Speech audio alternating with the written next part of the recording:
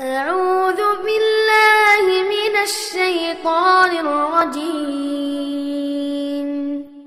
بسم الله الرحمن الرحيم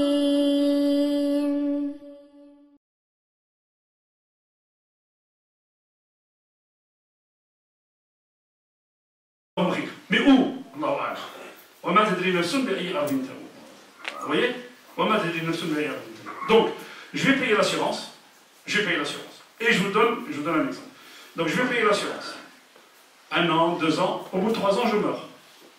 Donc, l'assurance va me payer les frais d'obsèques. Et on va m'envoyer au bled. Or, les frais d'obsèques coûtent combien? 3 000 € à peu près. Moi, j'ai payé, je donne un exemple, 100 € par an. Donc, sur 3 ans, j'ai payé combien? 300. Et j'ai eu combien en équivalence? J'ai eu 3 000. Donc, j'ai eu de l'argent qui ne m'est pas destiné à Khastoumel, mais sans rien faire. Ok? Dans le sens contraire, je cotise pendant 30 ans. Et je meurs à la Mecque, ou là je me reblette. Qu'est-ce qu'elle paye l'assurance? Zéro, rien. Donc j'ai payé pendant 30 ans pour rien. Vous avez vu? Ok. Donc là, il y a un préjudice dans le contrat. Ok? Il y a un préjudice dans le contrat. Donc c'est un problème. Bon, il n'y a pas que ça. Il n'y a pas que ça. Le fait est que je donne de l'argent à une assurance, qui, elle, va cotiser à une autre assurance. Cette assurance, qui va jouer sur la loi des nombres, je vais expliquer tout à l'heure la loi des nombres, qui va jouer sur la loi des nombres. L'autre assurance, qu'est-ce qu'elle fait? Cet argent, elle en fait quoi? Elle va faire des investissements. Ok? Des investissements sur le marché financier, où là, elle va donner des crédits. On est d'accord? Vous avez des sociétés d'assurance qui donnent des crédits. Elles donnent des crédits. C'est pas des philanthropes. Quand elles donnent des crédits, c'est pour gagner de l'argent. Elles gagnent de l'argent comment? De riba. Donc moi, j'ai participé à donner mon argent à une assurance qui va donner des crédits riba à des gens pour faire du commerce. Les gens qui vont faire du commerce, il y en a qui vont faire une boulangerie, c'est halal. Mais il y en a qui vont ouvrir un bar. Donc j'ai participé avec mon argent, ok? La loi des nombres, j'ai expliqué la loi des nombres. Imaginez 1000 personnes, tout le monde paye 100 € par mois. 100 € l'année. 1000 personnes fois 100 € ça fait combien? 100 000. Vous savez quel est le taux de décès en France pour 1000 personnes? Combien de gens meurent pour 1000 personnes en France par an? 4. 4 pour 1000. 4, allez, disons 5 pour 1000. 5 pour 1000, ok? 5 fois 3 000 € moyenne. Okay, 5 fois 3, ça fait 15. Donc ça fait combien? 15 000 €. Et elle a ramassé combien d'assurance? 100 000. Enlever 15 000, combien il reste? 85 000. 85 000 dans ma poche. Quelle est la solution? Le frère, on a pris, enfin, il s'est un peu énervé. Quelle est la solution? La solution, c'est Tekafoul. C'est que ça veut dire Tekafoul? C'est que les musulmans, ils aient une caisse, ou qu'ils créent une caisse. Et dans les règles de la loi, sauf que nous, on ne fait pas. Hein. Nous, on se laisse embarquer, c'est tout. Dans les règles de la loi, on fait une caisse. Et cet argent reste chez les musulmans. C'est tout. Et on peut utiliser cet argent pour des associations caritatives. Et si quelqu'un, il veut vraiment qu'il soit amené au bled, il n'y a pas de problème. Et la communauté, elle doit s'occuper des gens qui meurent dans la communauté. Vous avez vu les frères?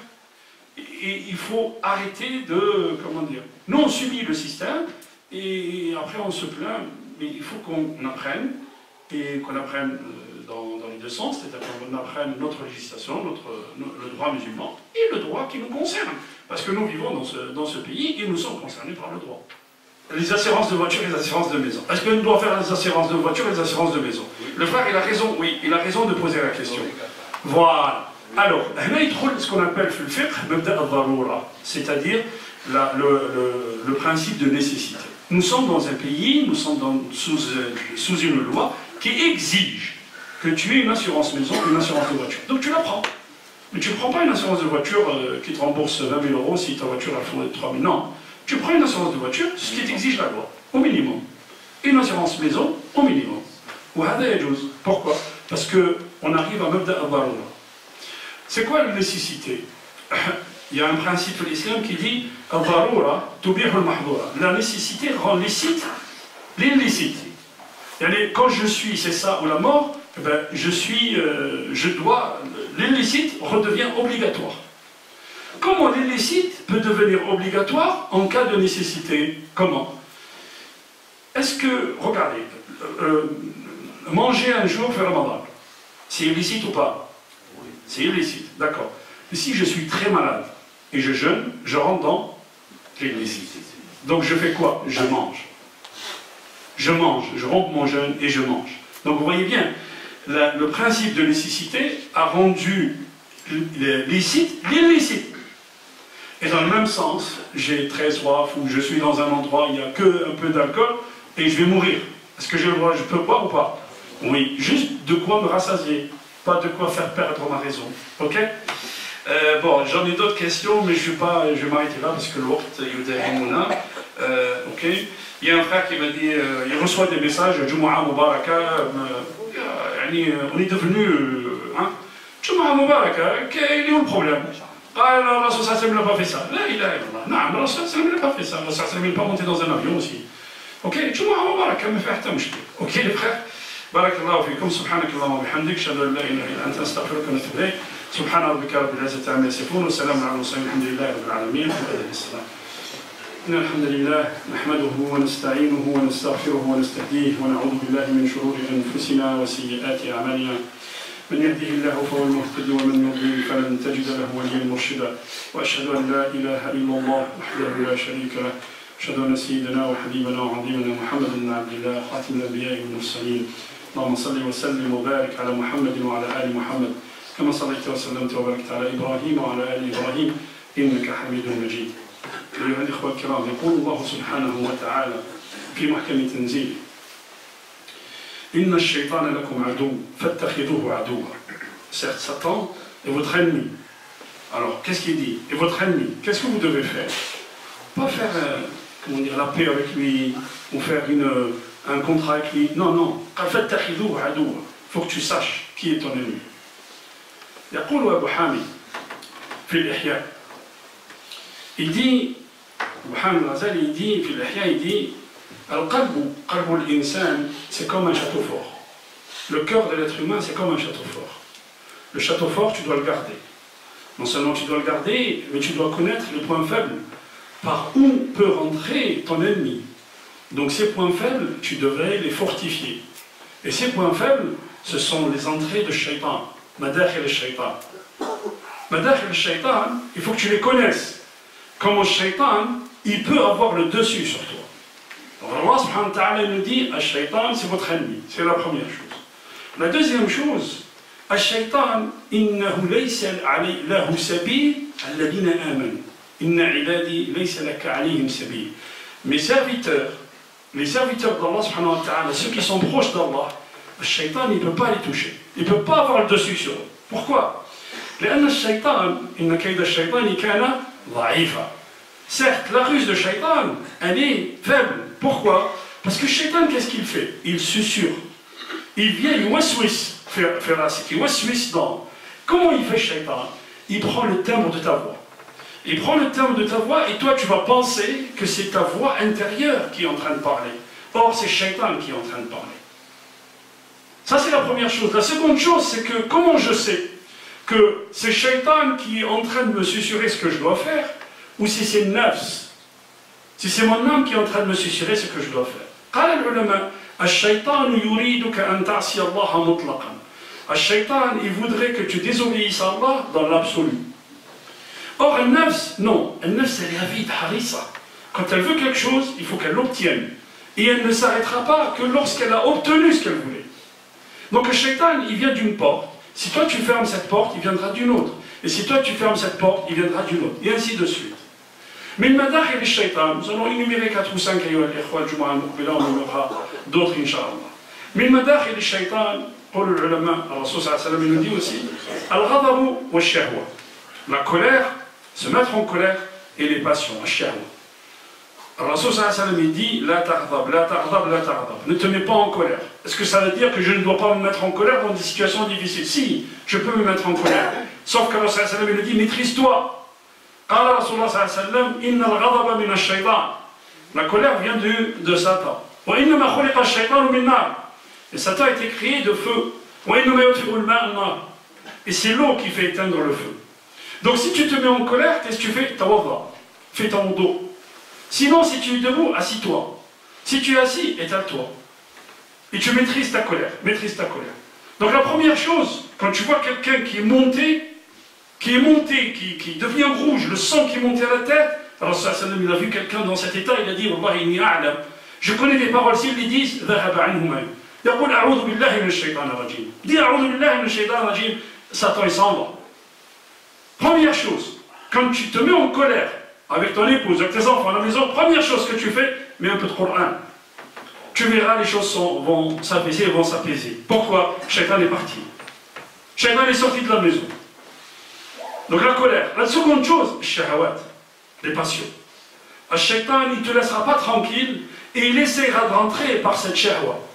Shahwat al-jins, le sexe, les femmes. Shahwat al-akl, le manger. Shahwat kathira. الباب الثاني الحسد والحرص. Al-hasad wal-hirs, la jalousie et l'avidité.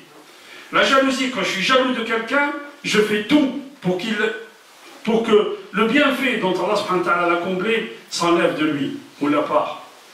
Et ça, ça c'est une porte d'entrée de shaitan. Al-hirs, qala Rasulullah sallallahu alayhi wa sallam, hubbuka li-shay'i yu'mi wa yusim. Hubbuka li-shay'i, quand tu es avide de quelque chose, quand tu aimes quelque chose, tu deviens aveugle. Et tu n'entends plus. Tu deviens sourd. Parmi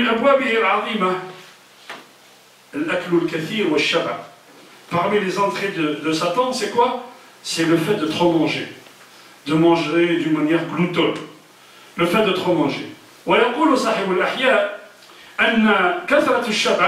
Si tu manges trop, il y a 6 choses qui vont se produire. Allah subhanahu wa ta'ala, il lève la crainte d'Allah subhanahu wa ta'ala de ton cœur. La deuxième chose, c'est que le fait, la miséricorde de ton cœur se lève aussi. Pourquoi? Parce que tu penses que tout le monde est rassasié comme toi. Quand tu manges beaucoup, tu t'étales à la maison, tu penses que tout le monde est pareil. Or, aujourd'hui, je vous ai raconté il y a un vendredi ou 2 en arrière, qu'il y a des étudiants qui meurent de faim dans leur chambre. Qui meurent de faim dans leur chambre. C'est la presse qui nous rapporte ça. Un étudiant de Mayotte, musulman en plus. Il meurt de faim dans sa chambre. Et on ne se rend pas compte. La troisième chose, tu deviens lourd. Quand tu manges trop, tu deviens lourd. Quand on mange trop, on devient lourd et on ne se lève pas pour l'adoration d'Allah subhanahu wa ta'ala. Quatrième chose, quand il dit des choses sages, on ne l'écoute pas. Pourquoi? Parce que les paroles ne sortent pas de son cœur. La cinquième chose, quand on lui dit des choses sages, il ne les retient pas et ça ne le touche pas. Et la sixième chose, c'est la porte ouverte à toutes les maladies. Regardez. ومن أبواب الشيطان حب التزين والزخرف والأثاث والثياب والدار. Parmi les portes d'entrée de Satan, c'est quoi? زين للناس حب الشهوات من النساء والبنين والقناطير المقنطرة من الذهب والفضة والخيل المسومة والأنعام والحرث ذلك متاع الحياة الدنيا. Allah subhanahu wa ta'ala زين. Le shaitan, qu'est-ce qu'il fait? Il essaie de t'embellir les choses. Et quand tu commences à embellir ta maison, tu commences à embellir ta voiture, ça t'occupe beaucoup. Allah subhanahu wa ta'ala, il ne veut pas que tu sois, il ne veut pas que la personne soit, excusez-moi le terme, qu'on soit sale ou qu'on soit, on se laisse aller. Non, c'est pas ça. Mais Allah subhanahu wa ta'ala, quand l'insan, il multiplie les zukhruf, il multiplie les embellissements. Qu'est-ce que ça veut dire? Que son cœur est pris par cette chose. Et quand cette chose t'a pris ton cœur, tu ne penses plus à l'au-delà. Tu penses que tu es éternel. Un exemple tout simple, je connais un frère, il a acheté une maison. Et la maison qu'il a achetée avec la piscine. Il passe je ne sais pas combien de temps avec sa piscine. À changer l'eau, à mettre le moteur, à faire ceci, à faire cela. Alors qu'avant, il n'en avait pas. Donc ça ne l'occupait pas. Et tout le temps qu'il devait passer dans l'adoration d'Allah subhanahu wa ta'ala ou dans l'ilm, il le base avec sa piscine. Vous voyez Zukhruf? Allah subhanahu wa ta'ala dit Wallahu yad'u ila daris salam. Et Allah appelle à la maison de la paix. Pourquoi quand on possède quelque chose, des fois vous voyez des gens qui sont très riches, mais qui sont mal intérieurement, qui sont angoissés. Pourquoi? Parce qu'ils savent intérieurement qu'un jour ou l'autre, cette chose va partir. Donc ils n'ont pas cette paix intérieure.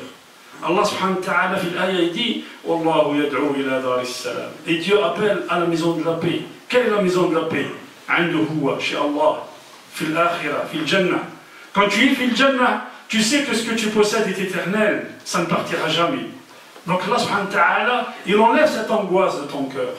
Or, quand on s'attache à la dunya, on est angoissé. Parce qu'on sait que viendra un jour, tout ça partira. ومن أبوابه العظيمة الطمع في الناس. Parmi مداخل الشيطان, c'est l'avidité ou la cupidité vis-à-vis des gens. J'attends que quelqu'un me rende service. Donc qu'est-ce que je fais? Je ne deviens plus moi-même devant lui. Et je fais des choses qui vont déplaire à Allah pour plaire à cette personne. ويقول الرسول صلى الله عليه وسلم يقول الرسول صلى الله عليه وسلم من أرضى الناس في غضب الله.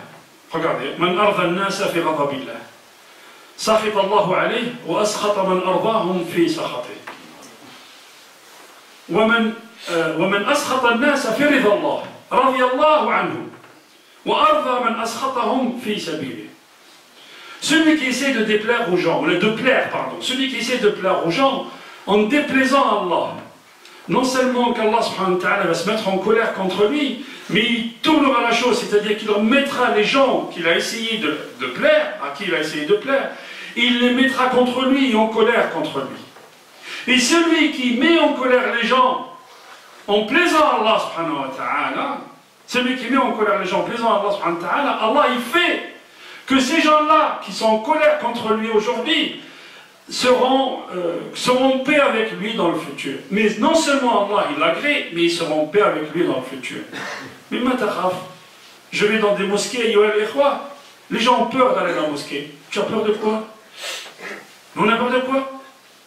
Parce qu'on fait des perquisitions dans les mosquées, on fait n'importe quoi, les gens ont peur. Mais tu as peur de quoi? Tu fais ta prière. Tu viens chercher comment dire, ton agrément spirituel. Tu es en quête de spiritualité. Celui qui pense le contraire, qu'il pense le contraire. Il y a un maître en arabe qui dit c'est ça. Donc celui qui n'a rien à se reprocher, pourquoi tu as peur de venir salat as-subh? La ilaha illallah. On sait que le gouvernement il fait n'importe quoi aujourd'hui, mais c'est pas pour autant que je ne dois pas faire ma prière, les frères. C'est pas pour autant que je ne dois pas faire ma prière. Ou ça c'est aussi mettre le madakhil shaitan. Si tu vas, on va te cataloguer, tu vas être un intégriste, tu vas être ceci. Ils cataloguent ce qu'ils veulent. Ils mettent ce qu'ils veulent. Je plais à qui? À Allah. Et je sais ce que je fais. Et je respecte mes voisins et je respecte mon islam. Nous on sait ce que c'est l'islam, nous on sait que l'islam c'est un rapport de paix avec l'humanité entière. Celui qui dit le contraire, ils ne connaissent pas l'islam. Quelle que soit la personne, elle ne connaît pas l'islam. Et quand vous discutez avec eux, ils ne connaissent rien, Quand l'autre il nous dit, si on perd, c'est la charia qui... Mais tu sais ce que c'est la charia? Est-ce que tu sais ce que c'est la charia? Wallah, je ne veux pas... Ils ne connaissent rien. Mais parler, essayer de plaire à l'électorat en tapant sur les musulmans, ça, ils savent faire. C'est tout. Ils disent des paroles. Mais c'est à nous, c'est à nous d'être à la hauteur. Regardez, vendredi, dimanche prochain, il y aura le vote. Il y aura toujours des gens qui vous diront voter c'est haram. Donne-moi le texte. Il y aura toujours des gens qui vous diront ça. Or, il y a des gens qui passent leur temps à nous insulter. Qui passent leur temps à dire que les musulmans, c'est la 5e colonne. Vous savez que ça veut dire la 5e colonne, ça veut dire qu'on est en dehors de la société. Qu'on est en dehors de la société. Et regardez ce qui se passe. Il y a des écervelés qui font des choses exécrables. Qui ont pâti? Tous les musulmans. Tous les musulmans qui vont dans les mosquées, ils vont en pâtir. Tous les musulmans. ومن أبوابه العظيمة العجلة وترك التثبت, la précipitation, prendre des choses, prendre des décisions dans la précipitation. Ça c'est madkhal min madakhil shaitan. C'est une entrée, une porte d'entrée de shaitan. ومن أبوابه العظيمة الدراهم والدنانير. Parmi les entrées de shaitan, c'est quoi? L'argent. L'argent. Pourquoi l'argent? Allah sallallahu alayhi wa sallam dit Man asbaha mu'afan fi sirbihi. Celui qui le matin se lève, il est en paix. عنده قوت يومه وكأنما حيزت له الدنيا. Celui qui a ce qu'il mange pour la journée, celui qui est en paix dans sa demeure, comme s'il avait la dunya entre ses mains. Et sans parler des autres philosophies qui nous disent que le fait de pouvoir manger à sa faim le jour même et de pouvoir dormir tranquille en paix, c'est le plus grand des bonheurs. Or, on vous dit, en économie, on vous dit l'économie c'est quoi? C'est la création de besoins. C'est-à-dire que si j'ai 1000 euros, je vais dépenser les 1000 euros. Si j'ai 3000, je vais dépenser les 3000. Si j'ai 5000, je vais dépenser les 5000. Qu'est-ce qui s'est passé? J'ai créé de nouveaux besoins. Tout simplement, et cette avidité crée de nouveaux besoins. Qu'est-ce que ça fait aussi? Ça fait que je passe mon temps dans les marchés. Que ce soit le marché local, ou que ce soit le marché financier, par exemple. Et du coup, j'oublie pourquoi je suis sur terre. لذلك قال رسول الله صلى الله عليه وسلم أحسن بقاع الأرض. Le meilleur des endroits sur terre, c'est quoi? C'est ici, dhikrullah, la mosquée. Et le pire endroit sur terre, c'est quoi? C'est les marchés. Shayatin, les satans, il est où? Shayatin, au marché. Pourquoi? Tout le monde essaie d'arnaquer l'autre, essaie de gagner de l'argent. C'est pour ça que quand tu dis dua, quand tu rentres au marché, tu dis La ilaha illallah, wahdahu la sharika la, lahu al-mulk wa lahu al-hamd, yuhyi wa yumit, wa huwa hayyun la yamut, biyadihi al-khayr, wa huwa ala kulli shay'in qadir. Allah subhanahu wa ta'ala, il te donne 1000 hasanat, il te donne 1000 fois 1000, 1 million de hasanat. La ilaha illallah, un dua que tu dis après la prière. Sauf que là-bas, les gens sont en train de regarder quoi? De faire des affaires. Et toi, tu penses à quoi? Tu penses à l'éternel. أقول قولي هذا وأستغفر الله لي ولكم فاستغفروه يغفر لكم إنه هو الغفور الرحيم. بسم الله. ولا حول ولا قوة إلا بالله العلي العظيم. بسم الله والحمد لله والصلاة والسلام على رسول الله ولا حول ولا قوة إلا بالله. Dans une prochaine Jumu'ah, Inch'Allah, on continuera les entrées de Satan et al-Ikhwa. Mais je voulais vous raconter une histoire, al-Ikhwa. Un jour, on dit qu'il y a un roi qui a décidé de construire une mosquée. Il décide de construire une mosquée, il met une plaque. Il dit dans la plaque, cette mosquée a été construite sur la dépense de Fulan ibn Fulan. Lui, le roi. Il a demandé aux responsables du chantier de n'accepter aucune donation de quelqu'un, n'importe qui. Il n'accepte rien de personne. Pourquoi? Il a voulu que toute la mosquée soit construite par ses deniers à lui. Et que personne ne met un sou dans cette mosquée. Et il a mis cette pancarte. Le soir, un jour, il dort. Il voit dans le rêve qu'il y a un ange qui est descendu.